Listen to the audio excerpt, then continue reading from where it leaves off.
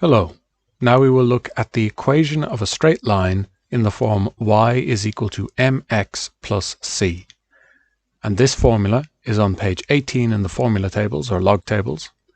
And it is important because it allows us to read off a lot of information about the line that we're talking about very quickly. And it also allows us to get the equation of the line if we have a nice graph of the line.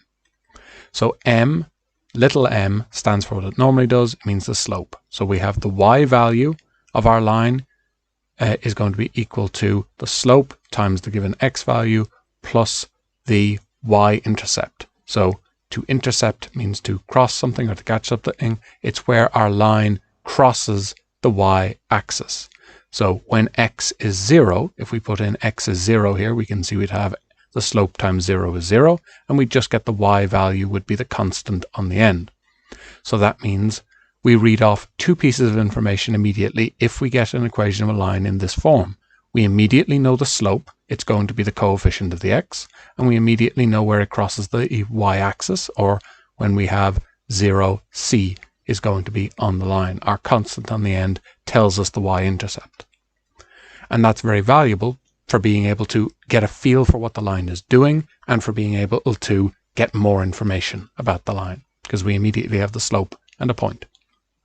Now, one of the ways that this is useful is that we can use it to create the equation of a line very quickly if it crosses the y-axis at a nice integer value, if it crosses at a whole number value. If it doesn't, then we need to do more work. We need to find 2 points on the line, use our bigger line equation in order to, or line formula, to solve the problem. But if we have our y-axis crossing as a nice whole number, then we have a very quick way of getting the equation of a line. So if we look at the line n, we want our equation in the form y equals mx plus c.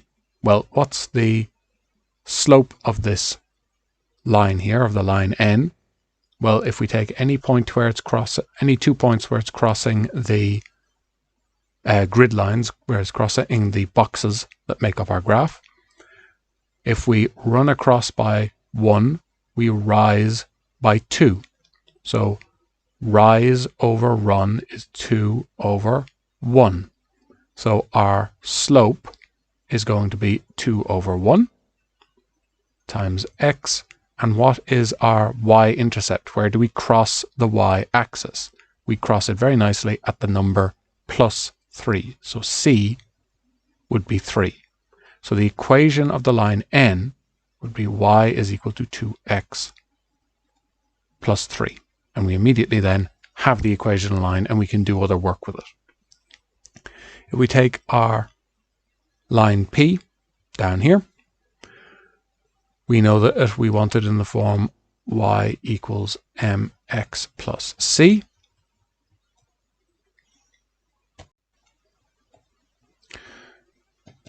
so our we're going to have y is equal to, well, what's the slope in this case? Well, if we take any point where we're crossing our grid lines, say this point here, and the next time it happens is this point here, I run across by 3 and I drop by 1. So rise over run, I'm dropping by 1, so that'd be a drop of -1, and I'm running across by 3. So rise over 1 would be -1 all over 3 times x. And what is my constant? Well, that's going to be where I cross the y-axis, and that's happening at a nice integer value, so I can use this method of -1. So c is at -1. So y is equal to -1/3 x minus 1. You could also write that as -x all over 3 minus 1. So that would be another way of writing p. These two mean the same thing. You're effectively just multiplying the fraction, the two fractions together, x over 1 and -1/3. And you could see either in an exam. So that's how we can use this form of the equation of a line to very quickly get the equation of a line if we're given a diagram to work with, and particularly if the intercept, if where it crosses the y axis, is a nice whole number. Now in this context, are the lines N and P perpendicular to each other? Well, what does it mean for lines to be perpendicular to each other? That means that if we have the first slope and the second slope, and we multiply them together, we must get the number -1. That must happen for perpendicular lines. Let's just write the English word in here. So for our perpendicular lines, this must occur. Well, now that we've got N and P in the form y equals mx plus c, I can say that the slope of N is just going to be 2, or 2 over 1. And the slope of P is going to be -1/3.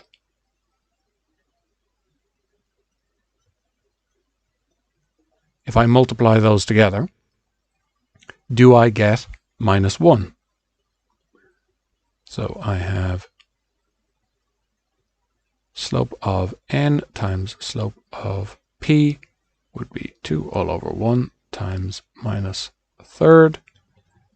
Top by top and bottom by bottom, I'd have 2 by -1 all over 1 by 3 is -2 all over 3, which is not equal to -1. Therefore, N is not perpendicular to P. So, and you can see how easy that is when we have our line in this form where we can immediately read off the slope. Now, let's have a look at how we can get the slope if we're given the line equation in this form. And all that we have to do is a little bit of algebraic rearranging. So we want to find the slope of this line here.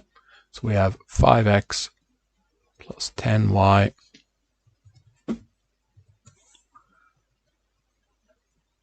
plus 4 is equal to 0. And I need to get this in this form. I need the y by itself equal to everything else. So let's just do that. I want to get rid of the 5x and the 4 on this side. So I'm going to minus 5x from both sides. And I have 10y plus 4 is equal to minus 5x.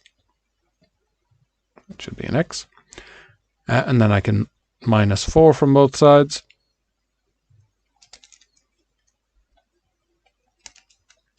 To get the y by itself. So this isn't quite the same as solving an equation, but it's very close. I want to get this letter by itself. Minus 5x minus 4. I can't add them together, so I just have to write it as minus 5x minus 4. And now I want y by itself. I need to divide both sides by 10. So now I have y is equal to, well, I want these as individual terms. I don't want them both over a single fraction. I want to know what the x thing does and what the constant thing, the c on the end, does. So what I can say is, well, I have the numerators added together in this fraction. That means that that was originally, or I could think of it as being originally, minus 5x all over 10 minus 4 all over 10. If I added them back together, I'd get this line. So I can separate them out like that. And now I can simplify each of these fractions. So y is equal, I have a common factor of 5 top and bottom here. So I can divide above and below by 5. Or take out a common factor of 5. I end up with minus x all over 2. And here I have a common factor of 2. So I end up with minus 2/5. So I've simplified my fractions now. This one I will usually want to write with the coefficient of x out by itself. So this is minus 1x over 2. Well, that's really the same as minus 1/2 multiplied by x minus 2/5. So what is the slope of this line? Well, now I have it in this form, y equals mx plus c. I can say that the slope is just minus 1/2. And I know that the constant on the end is minus 5 over 2. That means that it crosses the y-axis at minus 5 over 2 or minus 0.4, depending on the way that I wanted to write it. Now, are the lines L and K parallel? So again, our two lines in between here means, are they parallel? So anytime I see the words or the symbols for parallel or perpendicular, I'm immediately thinking of slope. But what does it mean for something to be parallel? We know what it means for perpendicular. What does it mean for parallel? Well, it means the two slopes must be equal to each other. They must be exactly the same. So we need to find the slopes of L and K and see if they are the same number, if they're equal to each other. So let's take L first. Minus 4x is equal to 2y plus 7. I want this y by itself. So I'm going to subtract 7 from both sides. So I have minus 4x minus 7 is equal to 2y. It doesn't matter that the y is on the right hand side. I just need it by itself equal to everything else. And then I need to divide both sides by 2. And again, this fraction, I have the numerators added together. So I could just say that they're two separate fractions that were added together with the same denominator. If I added these two fractions together, I'd get this line here. And I now have y by itself. I have a common factor of 2 here. So I can divide above and below by 2.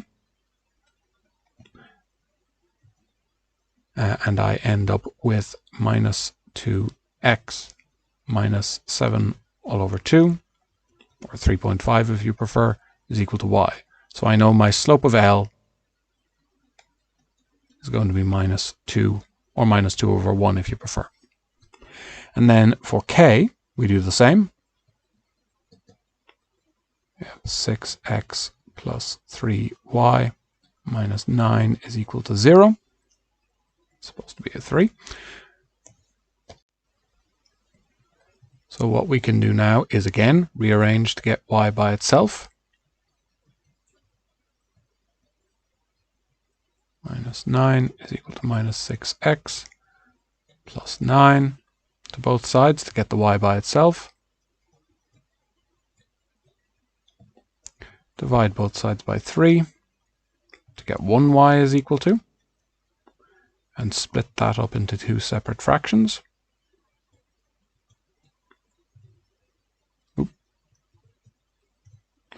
Y is equal to minus 2x plus 3. This time everything divides out quite nicely. So my slope of K is equal to minus 2, or minus 2 over 1. So ML is equal to MK is equal to minus 2. Therefore, L is parallel to K. And we state that at the end to make it clear that we know what we were talking about. The last thing to point out is that if you have the equation of the line in this form, y is equal to minus 2x plus 3, it would make it very easy to draw that line. So if we take this, we know that it crosses the y-axis at 3. So it crosses the y-axis at 3 and it has a slope of minus 2. So that means that if I go across by 1, if I run across by 1, I rise by minus 2. So I'd go there. If I run across by 1, I'd rise by minus 2.